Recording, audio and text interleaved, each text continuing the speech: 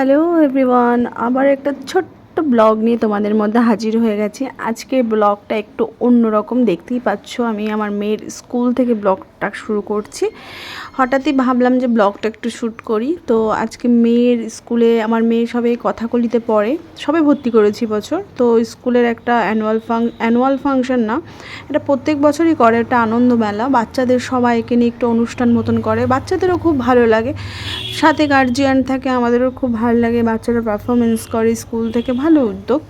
তো দেখতেই পাচ্ছ, আর এদিকে একজনের জন্মদিন, সেই অনুযায়ী সেই এখানে নিবেদিতার গলায়, যে বাচ্চার জন্মদিন হয় তারা বিশেষ নিবেদিতার জন্য মাল্যদান করে, খুবই ভালো লাগে বিষয়টা। তো আমি চলে এসেছি, আমার আজকে গোডাউন ছিল, কিন্তু একটু কাজ মিটিয়ে, সকাল সকাল কাজ মিটিয়ে বাবাকে বসিয়ে রেখে আজকে মেয়ের জন্য এসেছি। মেয়ের কিছু পারফরমেন্স আছে, কবিতা বলবে, নাচ আছে, একটু নাটকে নাম আছে।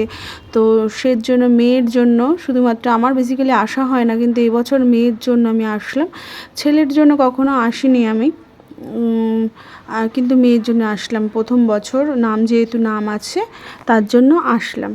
তো অলরেডি আমরা দেখো যেখানে অনুষ্ঠানটা, প্রোগ্রামটা হবে, সেখানে সেই রুমে বসে পড়েছি।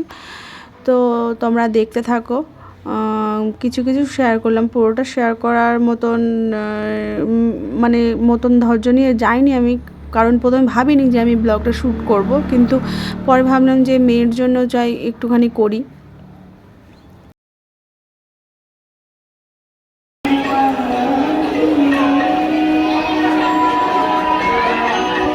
সম্প্রদায় অত্যন্ত কষ্টে আছে, মনোকষ্ট, সব রকমের কষ্টে তারা আছে।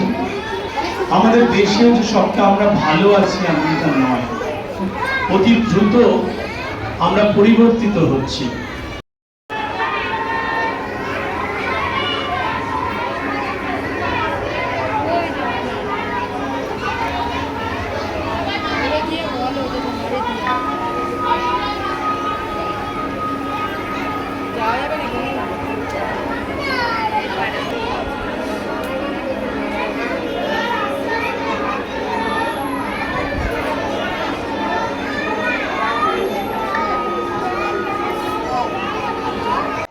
তো এখন আমার মেয়ের হচ্ছে যোগ ব্যায়াম দিয়ে অনুষ্ঠানটা শুরু হয়েছে।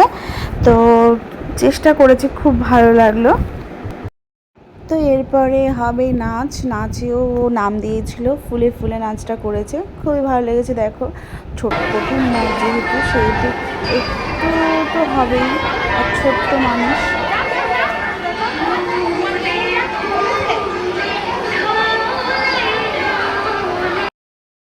তো তোমাদের সাথে পুরো গানটা শেয়ার করতে পারলাম না, কারণ গানটা শেয়ার করলে কপিরাইট পড়বে, ভিডিওটা হয়তো ডিলিটও হয়ে যেতে পারে, যার জন্য আমি ভিডিওটা গানটা অফ করে দিলাম। তো আমার তো দেখে খুবই ভালো লাগলো যে স্কুলে কয়েক দিনের মধ্যে এতটা পরিমাণে চেষ্টা করেছে, স্কুলে শিখিয়েছে, আর ওরাও চেষ্টা করেছে আপ্রাণ যে জিনিসটা করার, কারণ ওরা যথেষ্টই ছোট। তো আমার তো খুবই ভালো লেগেছে, আমার মেয়েও খুব আনন্দ পেয়েছে বছর স্কুলের অনুষ্ঠানটার জন্য। এর জন্য সকল দিদিমণি, দিদিমণিকে আমি দিদিমণিই বলছি, কারণ স্কুলে দিদিমণি বলে না বা ম্যাডাম বলে না, সবাই এক একটা নাম আছে, পাপড়িমা, সোনামা, খুশিমা, এরকম করে নাম আছে, সেইভাবেই ডাকে, কিন্তু আমি ম্যাডাম বলে বা দিদিমণি বলে সম্বোধন করলাম। তারা যথেষ্টভাবে ওদেরকে সাপোর্ট করেছে, শিখিয়েছে, যার জন্য ওরাও করার চেষ্টা করেছে।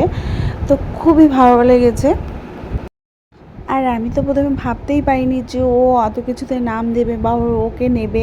ও স্কুল থেকে প্রতিদিন আসার সময় বলতো আজকে নাচ করিয়েছি, আজকে ব্যায়াম করিয়েছি, এইগুলোর জন্য বুঝতে ঠিক পারিনি। কিন্তু আমি যখন এই অনুষ্ঠানটাতে উপস্থিত ছিলাম, তখন আমি দেখে অবাক হয়ে গেলাম আমার মেয়ের জন্য। কিছু কিছু ড্রেস বলেছিল এটা ওরা নিয়ে যেতে, কিন্তু এতগুলো পারফরমেন্স করবে আমি ঠিক বুঝতে পারিনি।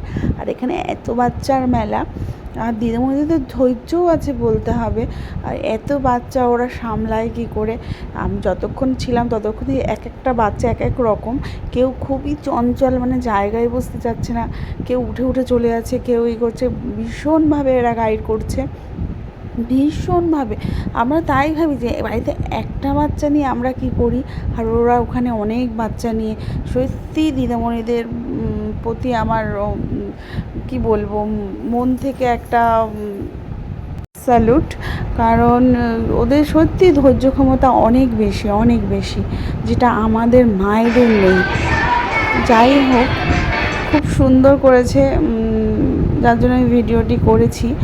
তো তোমাদের কেমন লাগলো অবশ্যই জানাবে কমেন্টে। আর শুধু আমার বাচ্চা বলেই না, প্রত্যেকটা বাচ্চাই চেষ্টা করেছে, কারণ ওরা বয়সে অনেকটাই ছোট। খুব সুন্দর পারফরমেন্স করেছে, খুবই সুন্দর হয়েছে। তো তোমরাও জানিও কমেন্টে কেমন লাগলো তোমাদের। আমার খুবই মজা করে।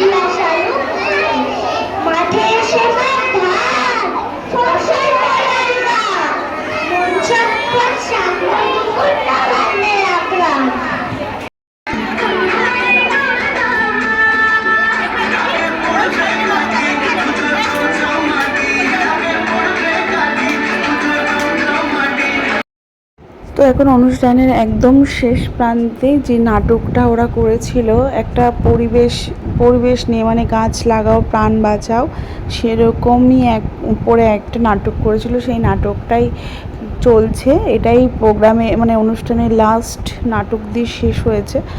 তো দেখতে থাকো তোমরা নাটকটা।